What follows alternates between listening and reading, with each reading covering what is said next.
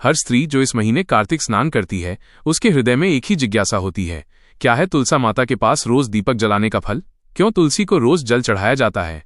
और कौन से वे गहरे रहस्य हैं जो इस पूजनीय पौधे को साक्षात देवी का दर्जा देते हैं? मित्रों, तुलसी माता की वे रहस्यमयी बातें जो आज तक किसी ने नहीं बताई हैं, वो हम इस वीडियो में बताने जा रहे हैं। तो क्या है वो अद्भुत शक्ति जो कार्तिक में तुलसी को पूजने से मिलती है? पाप निवारण और मोक्ष। क्या आप जानते हैं कि केवल एक छोटा सा दीपक आपके सभी पापों का नाश कर सकता है? और क्या आप जानते हैं कि कार्तिक में जल चढ़ाने से सीधे विष्णुलोक कैसे प्राप्त होता है? धन और सौभाग्य। क्या ये सच है कि जिस घर में रोज तुलसी का दीपक जलता है, वहां साक्षात देवी लक्ष्मी स्वयं निवास करती हैं और कभी धन की कमी नहीं होती? तुलसी के पत्ते तोड़ने का विधान। क्या कार्तिक मास के महीने में तुलसी के पत्ते तोड़ने चाहिए या नहीं?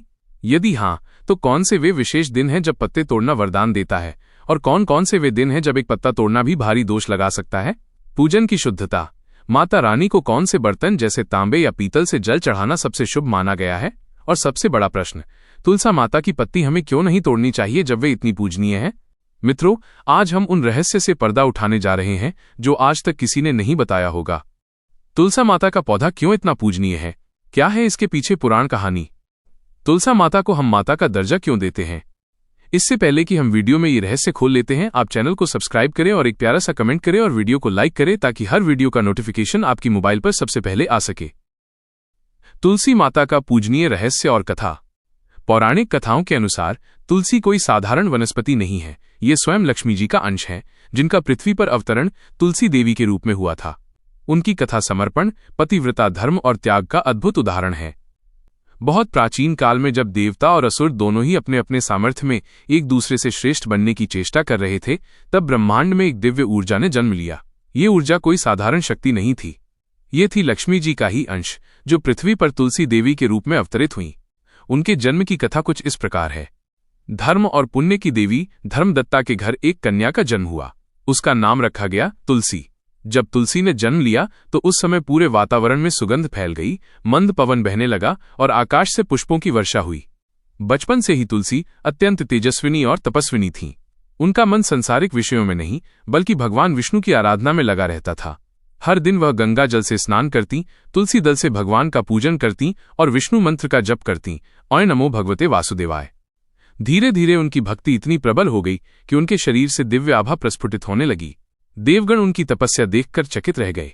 देवराज इंद्र को भय हुआ, यदि ये कन्या इसी प्रकार तप करती रही तो इसका तेज मेरे सिंहासन को भी हिला देगा। उन्होंने कामदेव को आज्ञा दी कि तुलसी की तपस्या भंग करो। परंतु जब कामदेव वहां पहुंचे तो तुलसी की भक्ति के तेज से उनकी सारी शक्ति नष्ट हो गई। वे हाथ जोड़कर बोले, देवी, आप तो स्वयं भक्ति और पवित्रता की मूर्ति हैं, मैं आपको प्रणाम करता हूं। तब आकाशवाणी हुई, हे तुलसी, तुम्हारी तपस्या से प्रसन्न होकर मैं स्वयं तुम्हारा वर मांगने आऊंगा। तुम्हारा विवाह उस असुर से होगा जो धर्मनिष्ठ और वीर होगा, और उसके बाद तुम पुनः मेरे अंश में विलीन हो जाओगी। उसी समय असुरों में एक महान योद्धा था, शंखचूड़। वो समुद्र का पुत्र और भगवान विष्णु का परम भक्त था। उसने भी ब्रह्मा से कठोर तपस्या करके एक वरदान प्राप्त किया, जब तक उसकी पत्नी पतिव्रता रहेगी तब तक कोई देवता या विष्णु भी उसे मार नहीं सकेंगे। ब्रह्मा ने उसे सलाह दी, हे शंखचूड़, तुम्हारे लिए तुलसी जैसी पवित्र कन्या उपयुक्त है, उससे विवाह करो, वही तुम्हारे तेज की रक्षा करेगी। शंखचूड़ तुलसी के पास गया। वह विनम्र होकर बोला, हे देवी, मैं कोई साधारण असुर नहीं, मेरा मन धर्म और सत्य में लगा है, मैं आपको अपनी अर्धांगिनी बनाना चाहता हूं। तुलसी ने कहा, हे वीर, मेरे मन में तो केवल भगवान विष्णु ही बसते हैं, परंतु यदि ये ईश्वर की इच्छा है तो मैं आपको अपना पति मानती हूं। इस प्रकार तुलसी और शंखचूड़ का विवाह हुआ। दोनों ने मिलकर धर्म और प्रेम का अद्भुत उदाहरण प्रस्तुत किया। तुलसी अपने पति के प्रति पूर्णतः समर्पित थीं। उनकी पतिव्रता और भक्ति से शंखचूड़ अजेय हो गया। उसके तेज से देवता परास्त हो गए और त्रिलोक में भय व्याप्त हो गया। देवगण भागकर भगवान शिव और विष्णु के पास पहुंचे। हे देवदेव, जब तक तुलसी का पतिव्रता धर्म अटूट है तब तक शंखचूड़ को कोई नहीं हरा सकता। तब भगवान विष्णु बोले, धर्म की स्थापना के लिए कभी कभी लीला करनी पड़ती है। मैं इस बंधन को तोड़ूंगा, किंतु उस भक्ति का सम्मान भी रखूंगा। एक दिन जब शंखचूड़ देवताओं से युद्ध में गया था, भगवान विष्णु ने एक अद्भुत लीला की। उन्होंने शंखचूड़ का रूप धारण किया और तुलसी के पास पहुंचे।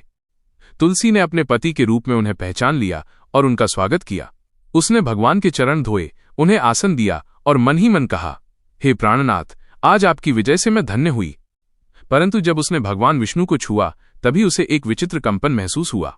उसका हृदय कांप उठा और उसने तुरंत कहा, आप मेरे पति नहीं हैं।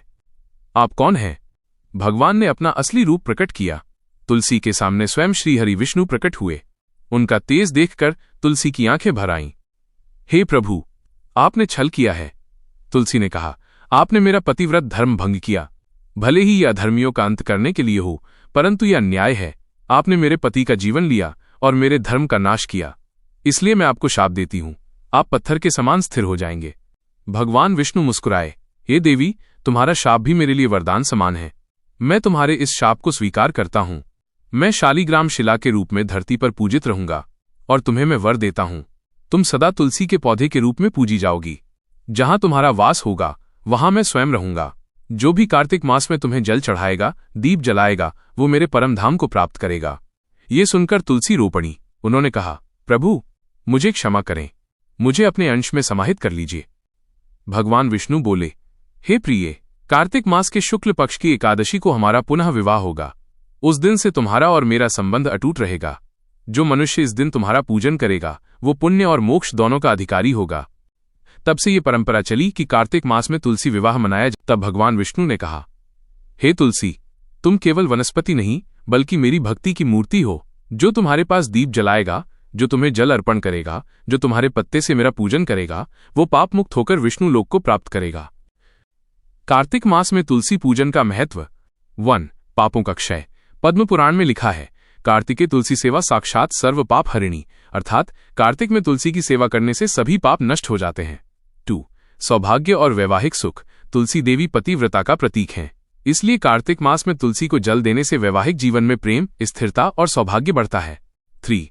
लक्ष्मी प्राप्ति। तुलसी के पौधे में स्वयं लक्ष्मी का निवास होता है। जो व्यक्ति कार्तिक मास में तुलसी के पास दीपक जलाता है, उसके घर में धन, सुख और शांति आती है। 4. स्वास्थ्य और मानसिक शांति। तुलसी के पत्तों में आयुर्वेदिक गुण हैं। ये वायु को शुद्ध करती है और वातावरण में सकारात्मक ऊर्जा भरती है। 5. मोक्ष की प्राप्ति। स्कंद पुराण में कहा गया है, तुलसी लेन यो भक्त्या पूज्येत माधवम हरिम, कार्तिके मासी यह कुर्यात स याति परमा गतिम, अर्थात जो कार्तिक मास में तुलसी दल से विष्णु की पूजा करता है वो मोक्ष प्राप्त करता है। तुलसी पूजन की विधि। 1. प्रातः स्नान और शुद्धता।